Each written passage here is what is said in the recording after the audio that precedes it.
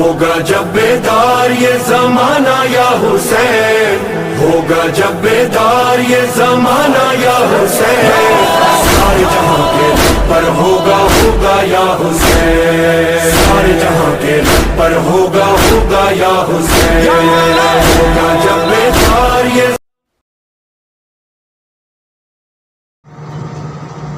رحم اللہ من یقرأ الفاتحہ.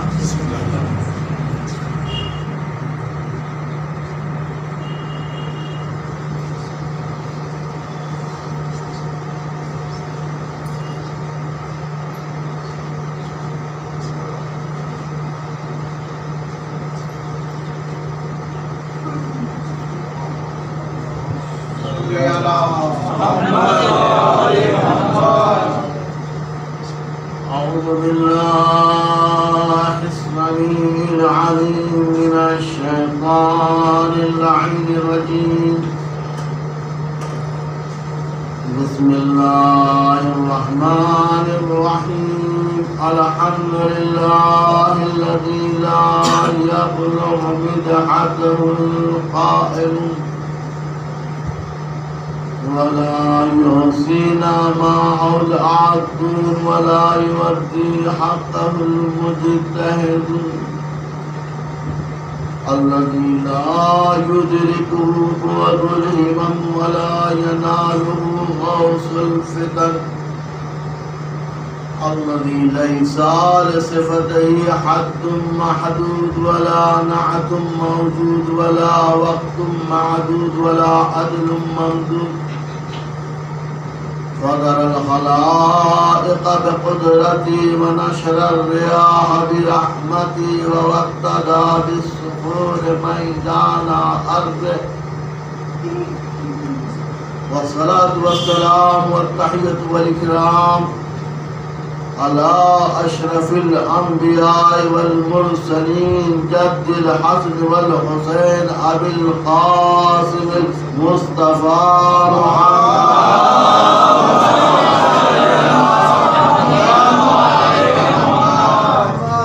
وعلى آله الطيبين الطاهرين المعصومين المظلومين المنتخبين الغر الميامين الذين أذهب الله عنهم الرجس وطهرهم تطهيرا.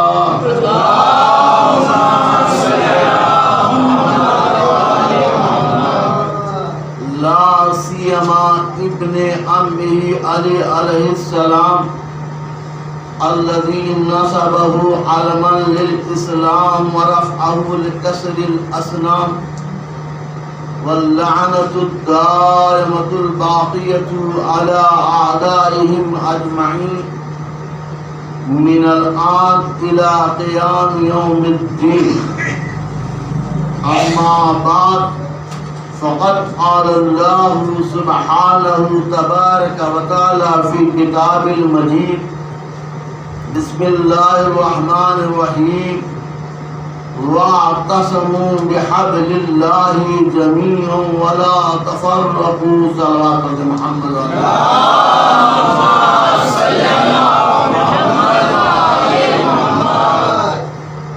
حضرات عزاداران مظلوم کربلا ماتم کاران امام حسین، اب اس کے اس آئے کریمہ کی ذیل میں کچھ عرض کریں. معبود کے بارگاہ میں ہاتھوں کو بلند کریں اس امید کے ساتھ جو بھی حسین کا واسطہ دیتا ہے اس کی دعا رد نہیں ہوتی. میرے اللہ تجھے اس سے مظلوم حسین کا واسطہ ہم سب کے گناہوں کو معاف کر. یہ ان کے خطاؤں کو معاف کرنے والے پروردگار اسی حسین کے صدقے میں ہم سب کے خطاؤں کو معاف فرما. اے میرے اللہ ہم سب کو نیک عمل کرنے کی توفیق عطا فرما، برائیوں سے بچنے کی توفیق عطا فرما. جہاں بھی مومنین مسلمین شیعان حضرت کرار امام حسین کے ماتم میں مصروف ہیں، مشغول ہیں. میرے معبود ان سب کو صحت و سلامتی عطا فرما، انہیں تمام آفتوں بلا سے محفوظ فرما.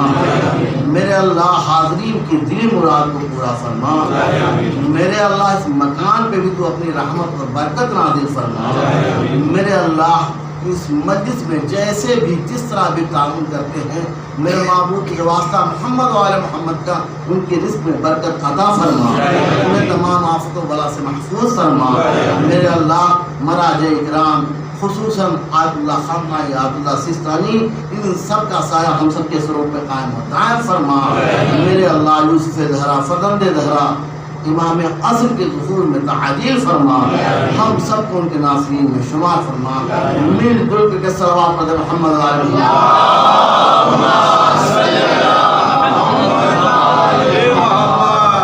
اجازت ہے. آج واقعہ میں تقویت ملے گی.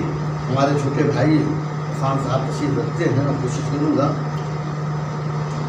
آج اس سلسلے گفتگو کی چوتھی کڑی ہے، جسے ہم آپ کی حسن سماعت کے حوالے کرنے کے لیے آئے ہیں. خداوند عالم قرآن مجید میں ارشاد فرما رہا ہے کہ اللہ کی رسی کو مضبوطی سے پکڑ لو اور آپس میں تفرقہ پیدا نہ کرو.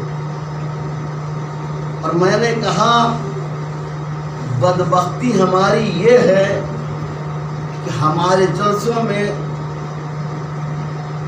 ہماری محفلوں میں ہماری مجلسوں میں صلوات پڑھ محمد علیہ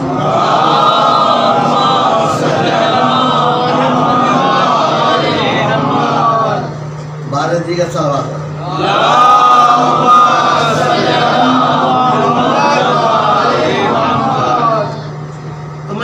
کہہ رہا تھا کہ بدبختی ہماری یہ ہے کہ اسی آیت کو محفلوں میں جلسوں میں پڑھتے ہیں، سرنامہ سخن قرار دیتے ہیں، لیکن بات جو کرتے ہیں وہ افتراء کی کرتے ہیں، بات جو کرتے ہیں وہ انتشار کی کرتے ہیں. یعنی ہم یہ کہنا چاہ رہے ہیں کہ اس آیت کے ذیل میں ہونا یہ چاہیے کہ ہم لوگوں کے دلوں سے نفرتوں کو مٹا دیں اور ان کے دلوں میں محبت پیدا کر دیں.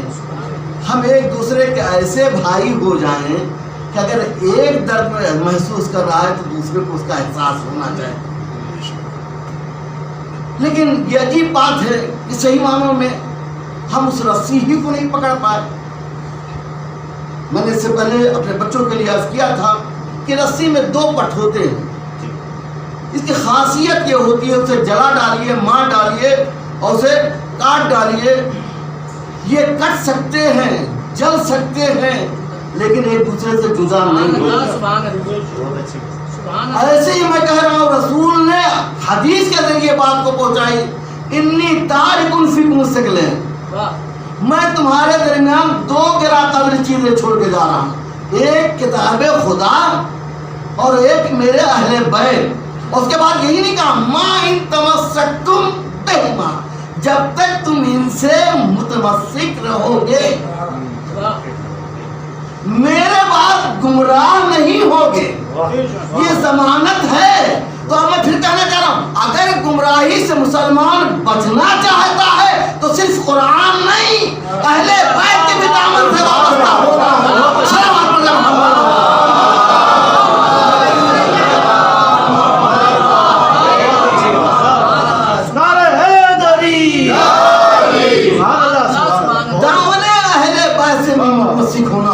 اور پھر میں کہہ رہا ہوں اگر اس کا احساس کرنا ہے تو 57 اسلامی ملک ہیں، جو وابستہ ہیں ان کی بھی حالت دیکھ لیجئے اور جو نا وابستہ ہے ان کی بھی حالت دیکھ لیجئے.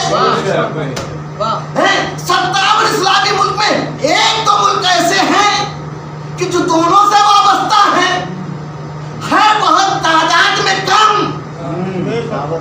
لیکن سپر طاقت کے آنکھوں میں آنکھیں ڈال کے کہہ رہے ہیں کہ ہم تمہیں کچھ نہیں سمجھتے. طاقت میں، اسلحے میں ہو سکتا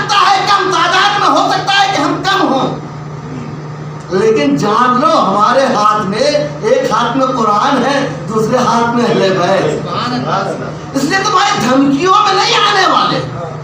لیکن جن ملکوں کے پاس صرف قرآن ہے، اہل بیت نہیں ہے، اس کی حالت دیکھ لیجئے۔ ارے جگہ جگہ رسوائی ہو رہی ہے، ذلیل ہو رہے ہیں۔ صلوات پڑھیں محمد والے۔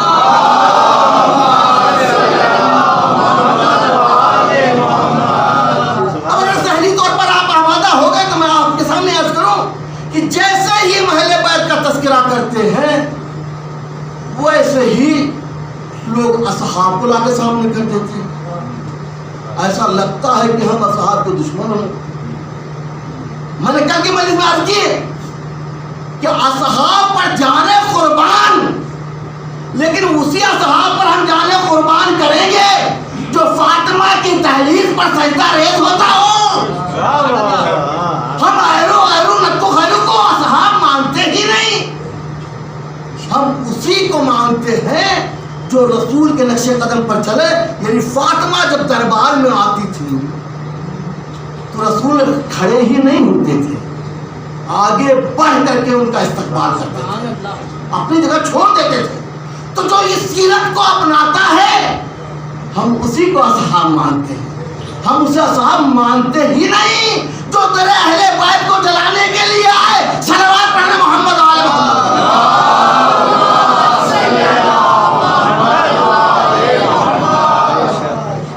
ہم اسے اصحاب نہیں مانتے۔ اور رہی بات یہ کہ آج جو لوگ یہ کہہ رہے ہیں کہ رسول چلے گئے، کسی کو منتخب کر کے نہیں گئے، یہ بات کچھ ہضم نہیں ہو رہی ہے۔ دنیا کا قاعدہ، دنیا کا دستور ہم نے دیکھا کہ اگر پریزیڈنٹ بنا تو بتائیے وائس پریزیڈنٹ بنتا ہے نہیں بنتا ہے، اسپیکر بنا تو اس کے جگہ پر وائس اسپیکر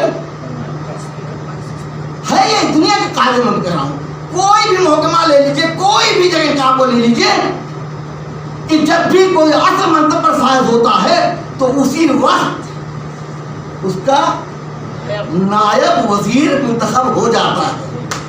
اب یہی تو اختلاف ہے۔ دنیا کا دستور تو یہ ہے اور سب مانتے ہیں کہ اس کا وارث مقرر ہو جاتا ہے، اور یہ کہتے ہیں کسی کو بنا کے نہیں ہے، اس لیے تو کہتے ہیں دعوت گلشیرہ کو نہ بھولے ہوتے، دعوت گلشیرہ کو نہ بھولے ہوتے تو آج یہ نہ کہتے۔ اور رسول نے اپنی رسالت کا جیسے اعلان کیا تھا ویسے علی کے ولایت کا بھی اعلان کیا تھا۔ صلوات پڑھیں محمد۔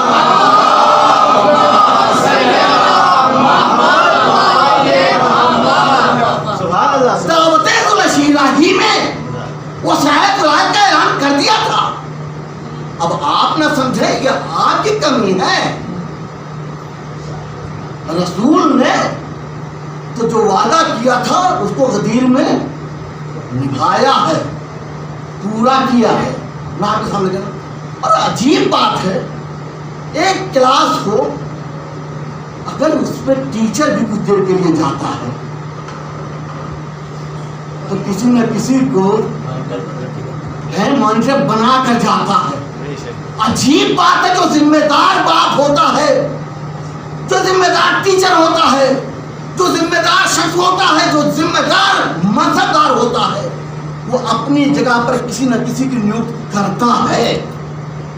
تعجب ہے، دنیا کا یہی دستور ہے، لیکن ہمارا اور آپ کا رسول جو سید الانبیاء تھا، 1,23,999 نبی کا جس پر ٹرینڈ تھا وہ گیا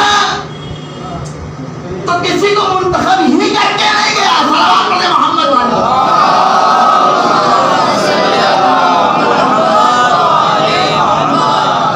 انصاف سے بتائیے وہ منتخب ہی کر کے نہیں گیا۔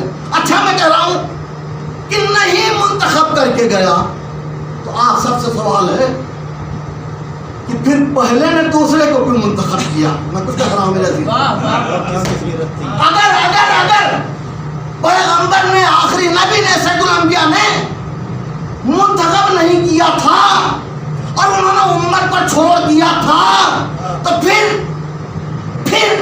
ये पहले ने दूसरे को क्यों मुंतखब किया? इसका मतलब है सीरत के बरखिलाफ चला, तो जब सीरत के बरखिलाफ चलता है उसे तस्लीम नहीं करते। सलावत पढ़े मोहम्मद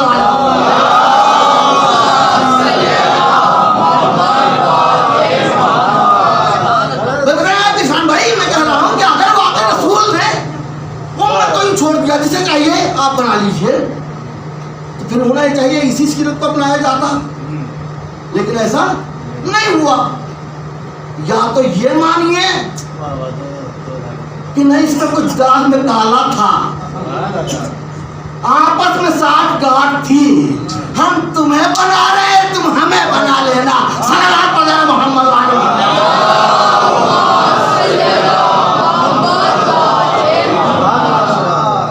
साठ गांठ ना होती तो ऐसा हो ही नहीं सकता था। बहरहाल मैं कह रहा हूं कि ठीक है, अब हम अपने भाइयों से कहना चाह रहे हैं कि आज के दौर में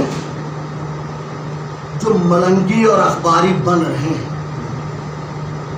उनसे मैं सवाल कर रहा हूं कि क्या तुम भी इस बात के कायल हो गए कि रसूल जा रहे थे, उन्होंने किसी का इंतखाब नहीं किया? मैं कुछ कह रहा हूं हैं? अगर तुम्हारा यही अकीदा है तो मैं तुम्हारे हाथ में छोड़ रहा हूं, तुम जानो, तुम्हारा खुदा जाने। लेकिन वाकई हमशियों का तो अकीदा है कि रसूल ने अपनी जिंदगी में ही मुंतखब कर दिया था अली को। तो जब अली को रसूल ने मुंतखब कर दिया और हर एक ने अपने बाद वाले का इंतखाब किया, बताया ये हमारे बाद होंगे, हमारे बाद होंगे, हमारे बाद होंगे, तो जब हमारा 12वां हादी पर्दे गैब में जाने लगा तो उसने अपने उम्मती, अपने चाहने वालों को ऐसे ही छोड़ दिया। तो कहना चाह रहा हूं, आज सोचे तो सही कि अपने चाहने वालों को, जबकि पुराशोक दौर है, माहौल बहुत खराब है, इसे कलयुग कहते हैं, ऐसे खराब माहौल में हमारा 12वां हादी बगैर किसी हादी को छोड़ के चला गया। नहीं मेरा अजीजों, 12वें इमाम ने कहा, देखो जो अपने हवाए नफ्स की पैरवी नहीं करते बल्कि मुखालफत करते हैं, जो इल्म के उस मैदान में हैं, जो तक़वा तहारत से मुलव्वस है, उनकी बात हमारी बात हो, उनका हुक्म हमारा हुक्म। तो अखबारियों, कम से कम कुछ कहने से पहले ये सोचा करो कि तुम किस ज़ुमरे में आ रहे हो,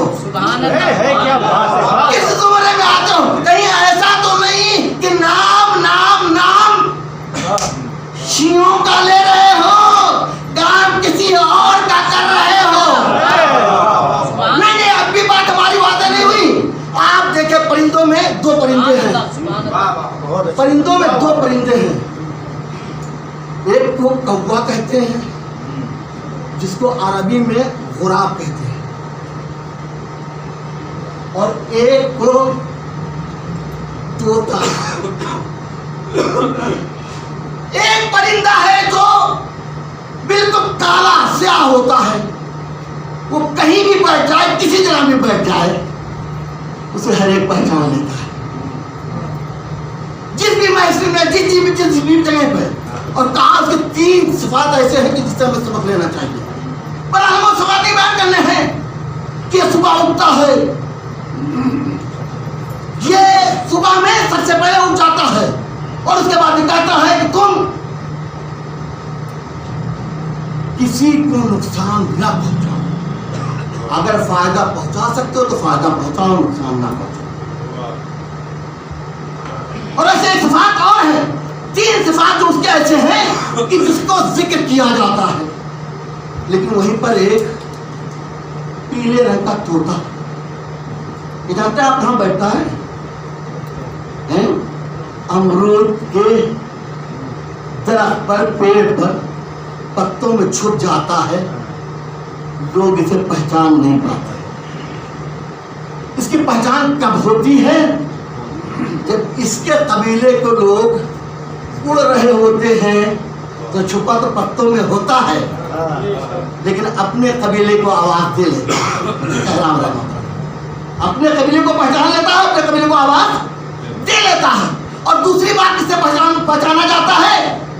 اس کا منہ ہوتا ہے، اس کی چوٹ بہت چھوٹی ہوتی ہے، تو یہ کھاتا بھی ہے اور کترتا بھی ہے. کہہ رہا ہے یہ کھاتا بھی ہے اور کترتا بھی ہے. اور جب یہ جو کترتا ہے اور گرتا ہے تو اس سے لوگ پہچان جاتے ہیں یہاں پر کوئی چھپا بیٹھا ہے. خدا کی قسم شہزادی آپ کے نالے مبارک پر ہماری جانیں قربان. اگر آپ نے ان چوروں کو آپ نے بے نقاب نہ کیا ہوتا تو ہم پہچان نہیں سکتے تھے. انہوں نے لباس ایسا اوڑھ رکھا تھا. اگر یہ علی پر بھونکتے نہیں اور باغے فدق کو کھاتے نہیں.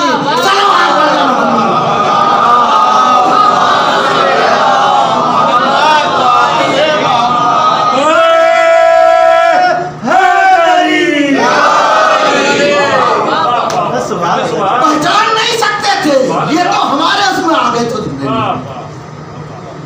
لیکن پہچانا کیسے؟ جب باغ صدق کو کھانے لگے اور جب علی ابن ابی طالب پر بھونکنے لگے تب ان کی پہچان ہو گئی. اب میں آپ کے سامنے پڑھا لکھا سمجھدار مجمع ہے، سب بات رکنے والے کیا آپ دیکھیں کہ رسول نے فرمایا انا و علی ابواہ ہذہ الامہ، میں اور علی اس امت کے باپ ہیں. مناسب کیا کہا؟ باپ ہیں. اب میں آپ کے سامنے یہ عرض کرنا چاہ رہا ہوں کہ کہیں آپ یہ نہ سوچے کہ ہم ماں کے مرتبے کو کم کرنا چاہیں گے. ہم کیا، ہماری مجال کیا، ماں کے مقام کو ہم کیسے کم کر سکتے ہیں؟ جس کو اللہ نے بلند کر دیا ہو اس مقام کو ہم کم نہیں کر سکتے. اور اگر کچھ تاخیر ہو جائے گی تو معاف کریے گا. واقعہ بھی آپ کے سامنے معاف کر دوں. سلمان پڑھے محمد.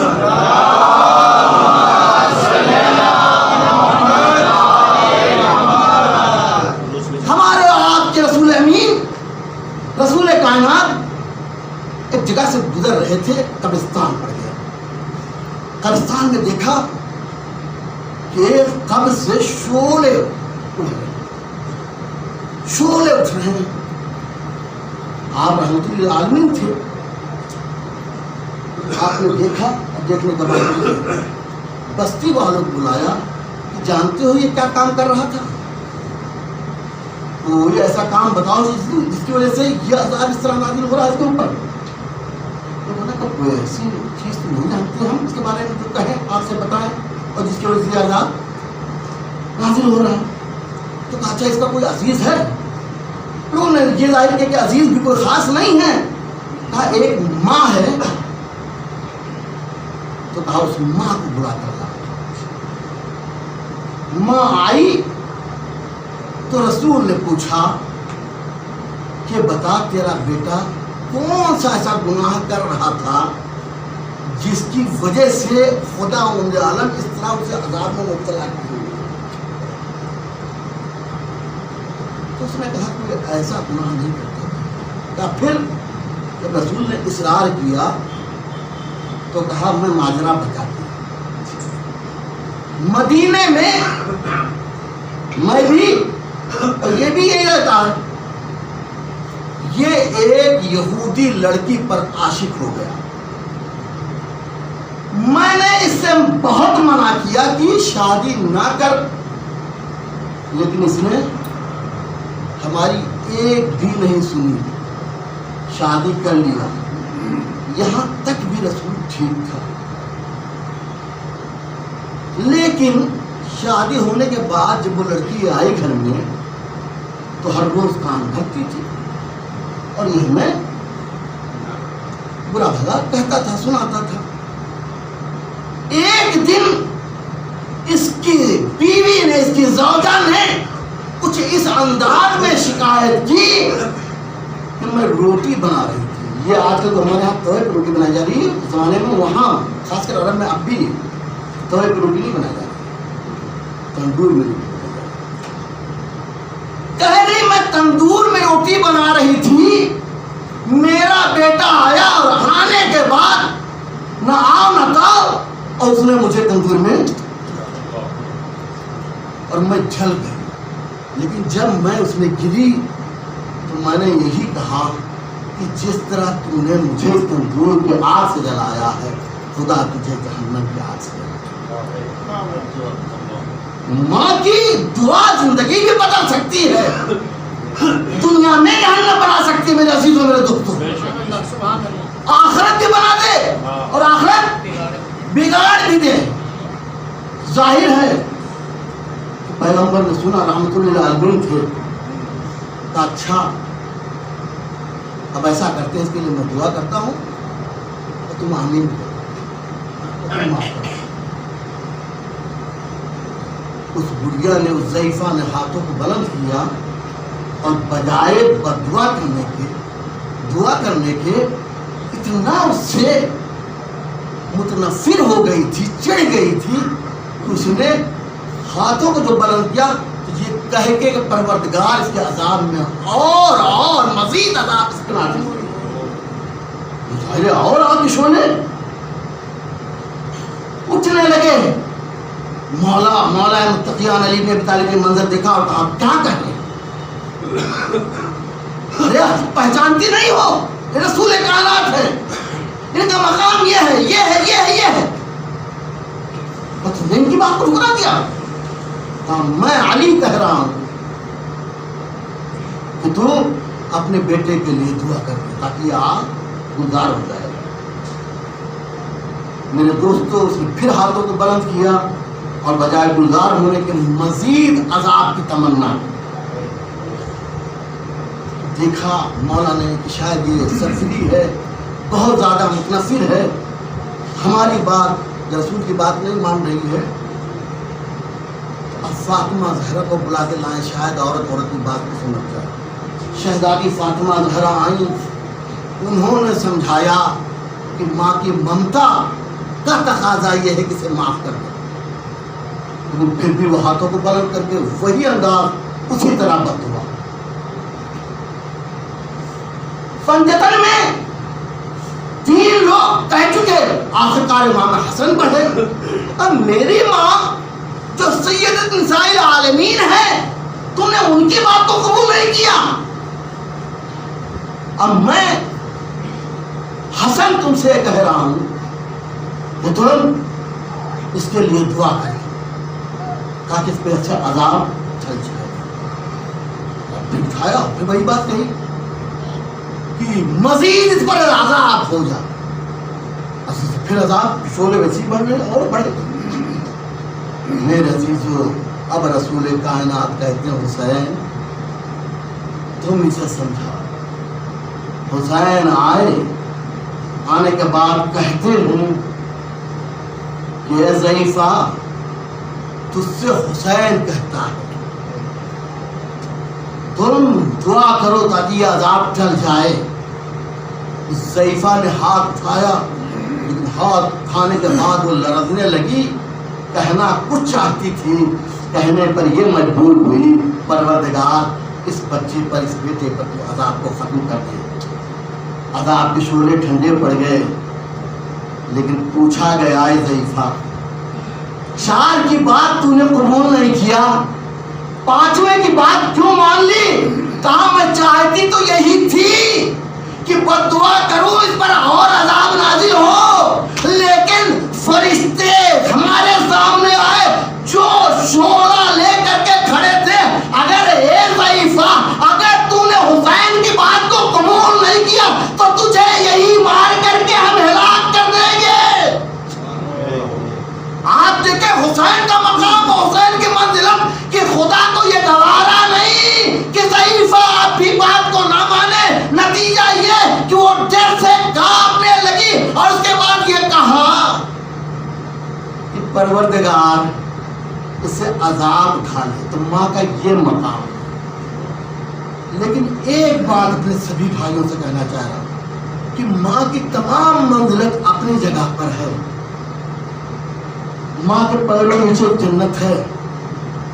ماں کی طرف آپ غصے کی نظر سے نہیں دیکھ سکتے. ماں اگر بد دعا کر دے گی تو زندگی تباہ ہو جائے گی, کبھی آپ خوش نہیں رہ سکتے.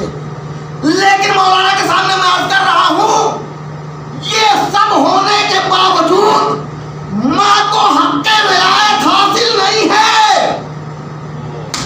میری بات خالی نہ جائے, ماں کو حق ولایت حاصل نہیں ہے. اسی لیے جب آپ نے دیکھا ہوگا نکاح کی بات آتی ہے تو عالم صرف لڑکی سے نہیں اجازت لیتا, لڑکی سے اجازت نہیں لیتا بلکہ اس کے والد سے بھی اجازت لیتا ہے. کیوں؟ اس لیے کہ باپ حق ولایت رکھتا ہے, ماں حق ولایت نہیں رکھتی. ماں حق ولایت نہیں رکھتی. تقسیم کا مسئلہ ہو تو بھی جو ولی ہوگا اسی سے اجازت لی جائے گی. اگر نماز جنازہ کا مسئلہ ہو تب بھی اسی سے اجازت لی جائے گی. کس سے؟ ولی سے, باپ سے. اے میرے عزیزوں, میرے دوستوں, دنیا کی تمام عدالتوں کو آپ کھنگال ڈالیے, یورپ سے لے کر کے امریکہ تک, اور امریکہ سے لے کر کے ہندوستان اور پاکستان اور بنگلہ دیش, سب جگہ عدالتوں کی بات کر رہا ہوں اور شریعت کی بات کر رہا ہوں کہ اگر ماں اور باپ دونوں میں ٹکراؤ ہو جائے, میں کچھ کہنا چاہ رہا ہوں میرے عزیز. دیکھیں, ماں قرآن کی روشنی میں یہ ہے کہ رسول کی بیویاں امت کی مائیں ہیں. ماں کا مقام میں نے بتا دیا بہت بلند ہے. 9 بیویاں تو 9 کا احترام ہمارے اوپر لازم ہے. 9 بیویاں رسول کی, 9 کا احترام ہمارے اوپر لازم ہے. لیکن آپ سے پھر میں کہنا چاہ رہا ہوں, احترام اپنی جگہ پر ہے, ولایت نہیں ہے. ان بیویوں کو ولایت حاصل نہیں ہے. اور رسول نے کیا فرمایا, انا والی ابوا فی هذه الامہ, میں اور علی اس امت کے باپ ہیں اور باپ کو ولایت حاصل ہے. باپ کو ولایت حاصل ہے, ماں کو ولایت حاصل نہیں ہے. ابھی ان ماں اور باپ کے ولایت میں ٹکراؤ ہو جائے, میں کچھ کہہ رہا ہوں, خواہ وہ کسی میدان میں ہو یا کسی مارکے میں, خواہ وہ کسی بھی میدان میں ہو یا کسی مارکے میں, تو آپ سب جانتے ہیں کہ حق ولایت باپ کو دی جائے گی, باپ کو دی جائے گی. تو آپ جمل کو آپ اچھی طرح اپنی نظروں میں رکھیں. اب یہ نہ دیکھیں رسول کی بیوی, اب یہ نہ دیکھیں رسول کی بیوی, اور یہ نہ دیکھیں علی, بلکہ جان لیجئے رسول نے فرمایا تھا علی ابوا ہے, باپ ہے اس امت کے, اور باپ حق ولایت رکھتا ہے, ماں حق ولایت نہیں رکھتی. تو جب دونوں میں ٹکراؤ ہوگا تو آپ کو علی کو چننا ہوگا.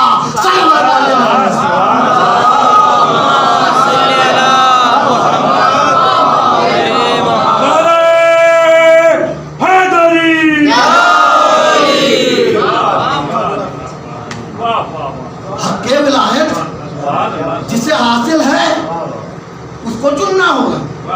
ماں قابل احترام ہے, ماں ہمارے لیے محترم ہے, لیکن ولایت کا حق تو باقی کو ہے نا.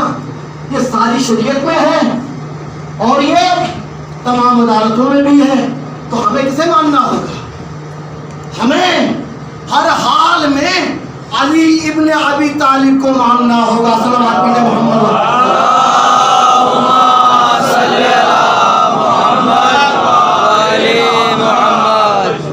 اور ماننا اس انداز میں کہہ رہا ہوں کہ دیکھیں آپ جانے قربان, کل ہم نے ایک بات کہی تھی آپ کے سامنے گوش گزار کی تھی.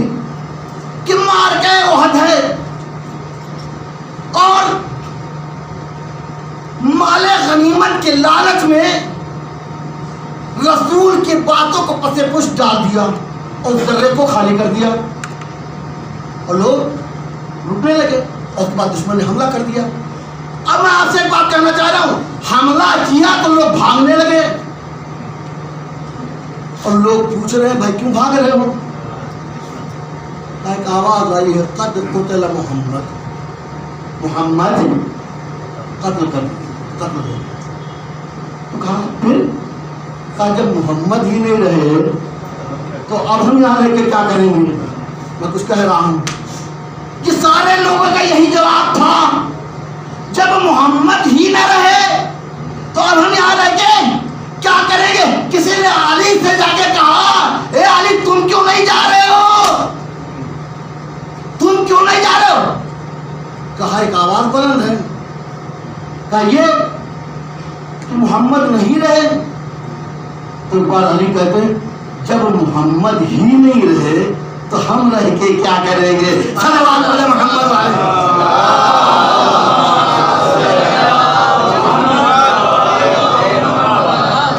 سب محسوس کریں آپ, وہ یہ کہہ رہے ہیں کہ جب محمد نہیں رہے تو ہم یہاں رہ کے کیا کریں گے. یعنی کیا مطلب ہے؟ پہاڑوں کے بتوں کے پجاری تھے اب پھر وہیں پناہ لے لیں گے. لیکن علی کیا کہہ رہے ہیں جب محمد ہی نہیں رہے تو دنیا پہ خاک ہم رہ کے اور جی کے کیا کریں گے؟ صلوات پڑھیں محمد علیہ.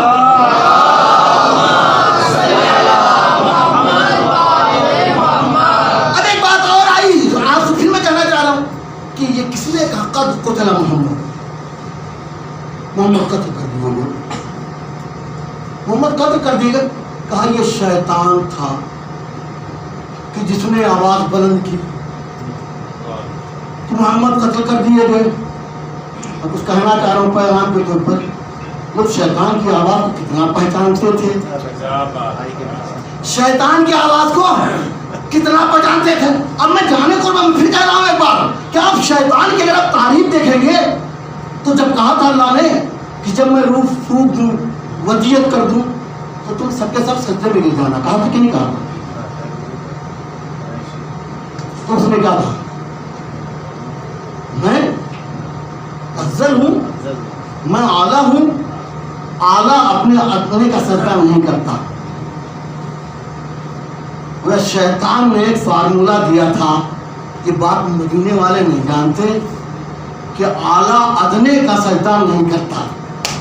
شیطان یہ جانتا ہے اعلیٰ ادنے کا سجدہ نہیں کرتا.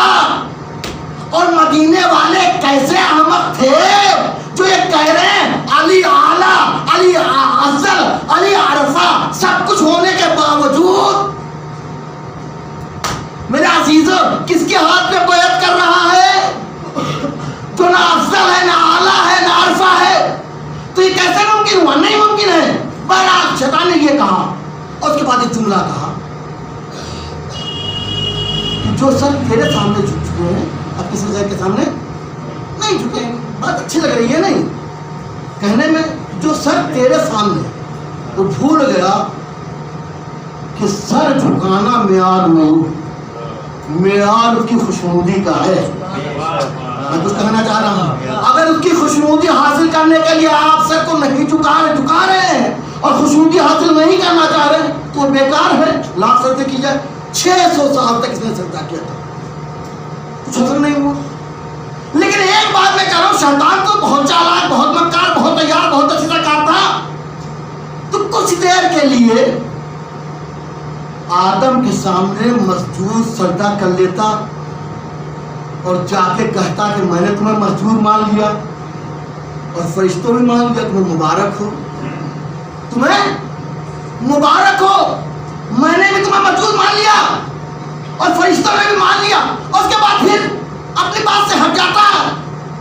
لیکن شیطان ہے, وہ کہہ رہا میں شیطان ہوں لیکن منافق نہیں ہوں, جو کہوں اس سے پلٹ جاؤں. یہ غدیر والے ہو سکتے ہیں, غدیر میں بخیل بخیل کہا ہے. اب باتوں میں پھر کہہ رہا ہوں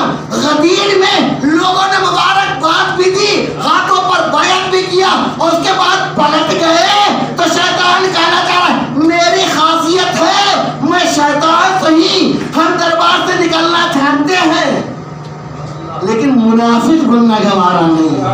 صلوات پڑھے محمد.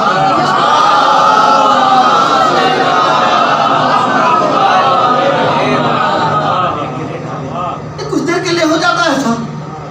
بہرحال شیطان تھا, اس نے خدا کی نافرمانی کی, نہیں سجدہ ریز ہوا, تو اللہ نے بغیر کسی توقف کے فخرج, نکاح رجیم, نکل جا, گیٹ آؤٹ, ہماری بارگاہ میں اب رہنے کے قابل نہیں رہا. لیکن میرے عزیزوں, میرے دوستوں, پھر میں کہہ رہا ہوں کہ اب شیطان خدا کے سامنے سجدہ ریز ہو جائے, اب کیا شیطان معاف کر دیا جائے گا؟ بھائی شیطان اس وقت بات تھی نا کہ آدم کے سامنے سجدہ ریز ہو جائے, وہ نیت کرے اور اس زمانے میں سجدہ ریز ہو جائے تو خدا معاف کرنے والا ہے نا, معاف کر دے گی کہ نہیں؟ کہا نہیں, فسجدوا ہے, فا یہ جانتے ہیں, فا کا قاعدہ یہ کہ جیسے میں روح پھونکوں فوراً سجدے میں گر جانا, یعنی فوراً کا مطلب یہ ہے کہ بلا تاخیر بلا فصل سجدے میں گر جانا. تو میرا عزیزو اس وقت گر جاتا تو یہ معاف کر دیا جاتا, نہیں گرا تو آج بھی اگر سجدہ کر بھی لے تو نہیں معاف ہوگا. اسی طرح غدیر میں رسول نے فرمایا, کیا فرمایا, من کنت مولا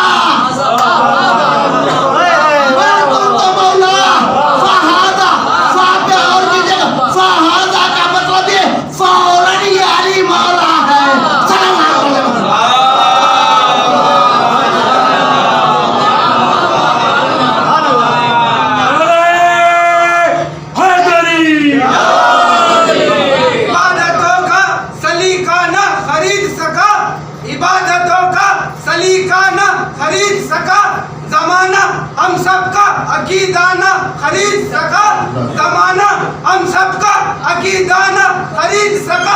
وہ امیر شام نے مفتی بہت خریدے ہیں, وہ امیر شام نے مفتی بہت خریدے ہیں, مگر علی کا چاہنے والا نہ خرید سکا.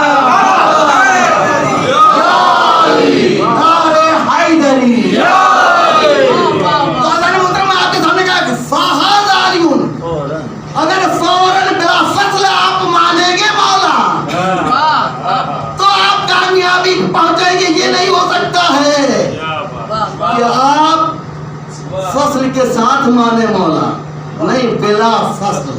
اور ابھی ہمارے جوان نے ایک بات کہی تو مجھے یاد آ گیا, یہی وجہ ہے کہ دشمن یہ کہتے ہیں کہ کوئی بھی ذکر ہو لیکن اس ذکر میں علی کا ذکر ضرور آ جاتا ہے. علی کا ذکر, میں کہوں گا کسی کے ذکر کو رسول نے عبادت قرار ہی نہیں دیا, صرف واحد علی کا ذکر ہے.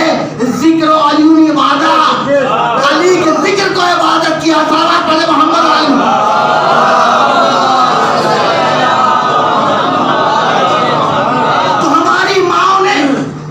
شکل میں ہمارے گٹھیوں میں جو ہمیں پلائی ہے اور پلایا, وہ میں بتانا چاہ رہا ہوں آپ سے کہ ہم اٹھتے بیٹھتے چلتے پھرتے یا علی کہتے ہیں. بے ساختہ اگر ہم کہیں ٹھوکر لگ جائے تو کوئی سکھاتا نہیں ہے, بے ساختہ زبان سے نکلتی یا علی بن ہے. یہ کسے سکھایا؟ یہ فطرت میں ہے ہمارے. میں کچھ کہنا چاہ رہا ہوں, یہ فطرت کہاں سے ہم نے لیا؟ میں کچھ کہنا چاہ رہا ہوں, اٹھتے بیٹھتے چلتے پھرتے ہم یا علی یا علی یا علی کہتے ہیں. یہ اس لیے کہ طریقہ بتاتا ہے, سلیقہ بتاتا ہے. ایسے کو پکارو, ایسے کو بلاؤ جو غریب اور مفلسوں کے پکارنے پر آ جائے. میں کچھ کہہ رہا ہوں, ایسے کو بلاؤ, ایسے کو پکارو جو غریب اور مفلسوں کے پکارنے بلانے پر آ جائے. ایسے کو نہ پکارو جو نبی کے بلانے پر نہ آئے.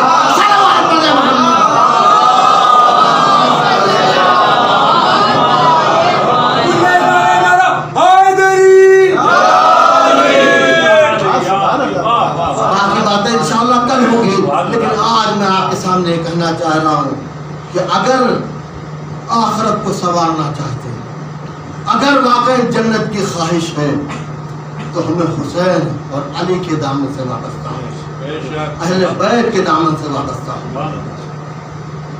اور اگر واقعی ہمارے پاس اعمال نہیں ہے، یہی آنسو، یہی مجلس حسین ہمارا سرمایہ ہے۔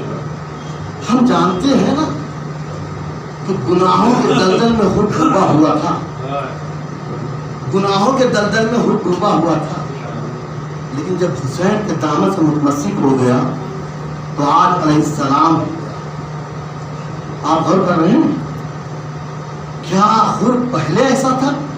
نہیں میرے حضور، جب متمسک ہو گیا تو مقام اتنا بلند ملا کہ خود کو رومال زہرا نصیب۔ عزیزو، آج شب 5 ہے اور محرم کی 4 تاریخ گزر گئی۔ ایسے میں شب عاشور جسے کہتے ہیں، ایک رات کی مہلت حسین نے عباس کے ذریعے لی ہے۔ عباس جاؤ اور ایک رات کی مہلت لی۔ خدا کی قسم، جو عباس پلا بڑھا کربلا کے لیے، اس عباس سے حسین کہتے ہیں دشمن سے جا کے ایک رات کی مہلت لے لو، اور عباس یہ نہیں کہتے آقا آپ کیا کہتے ہیں، بلکہ آئے دشمنوں کے درمیان اور کہا عباس کہہ رہا ہے اس کے آقا یہ کر ایک رات کی مہلت دے دو، ایک رات کی مہلت ملی۔ عزیز آئے اب جو قیام حسینی میں دعا عبادت قرآن کی تلاوت میں بسر ہونے لگی۔ ہاں میرے عزیزو، امام حسین کچھ دیر عبادت کرتے رہے اور کرنے کے بعد ایک غلام کو لیا اور خیمے کا معائنہ کرنے لگے۔ دیکھا ہر بی بی اپنے اپنے خیمے میں اپنے اپنے بچوں کو بٹھائے اور یہ کہہ رہی ہے کل قربانی کا دن ہے، دیکھو اکبر سے پہلے تمہیں قربان ہونا ہے۔ ایک بی بی اپنے بچوں سے کہہ رہی ہے آقا حسین پر کوئی زخم آنے نہ پائے، اور اس سے پہلے تمہیں قربانی دینا ہے۔ روایت میں ہے حسین ایک ایسے خیمے کے سامنے پہنچے جہاں ایک بیوی ہے اپنے دونوں بچوں کو بٹھائے ہوئی ہے اور زلفوں کو سنوار رہی ہے اور کہہ رہی ہے تمہیں معلوم ہے تم کس کے نواسے ہو، تمہیں معلوم ہے تم کس کے پوتے ہو۔ ارے بچے ابھی کچھ کہتے ہیں، ایک بار زینب کہہ دیا ارے تم علی کے نواسے ہو، کیا بڑے تیار کے پوتے ہو۔ اے میرے لال، کل تمہیں جنگ کرنی ہے، ایسے ہی جنگ کرنی ہے، کیا اپنے نانا اور اپنے دادا کی یاد دلا دینی ہے؟ میرے عزیز ہو، ایک اور بات کہ میرے لال، جنگ کرتے کرتے جب نہر فرات